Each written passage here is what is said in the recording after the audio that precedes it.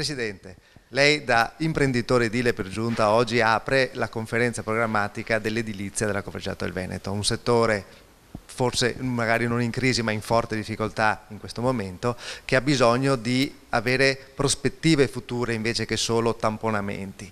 La Conferenza del Veneto quindi si impegna in prima persona per dare un programma di lavoro. Beh, innanzitutto partiamo dal presupposto che questo comparto rappresenta abbondantemente il 35% del nostro mondo. E se un comparto così importante va in difficoltà, è evidente che il nostro mondo soffre.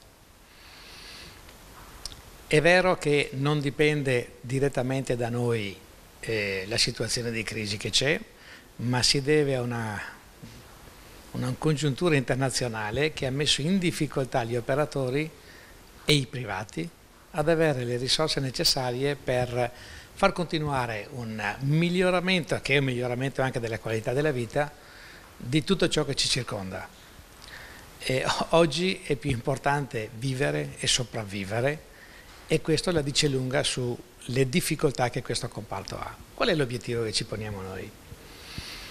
E in qualsiasi caso, anche quando la tendenza è negativa, la creatività può farla diventare un punto di forza. L'obiettivo che vogliamo dare ai nostri associati è quello intanto di non perdere la speranza, che è la cosa più importante, ma in secondo luogo quello di riuscire ad essere capaci a trovare quelle nicchie di mercato che sono fondamentali, aiutandoli anche attraverso il nostro lavoro di lobby, aiutandoli a trovare quelle nicchie che permettono non solo di sopravvivere, ma di cominciare a ritrainare un po' questa economia.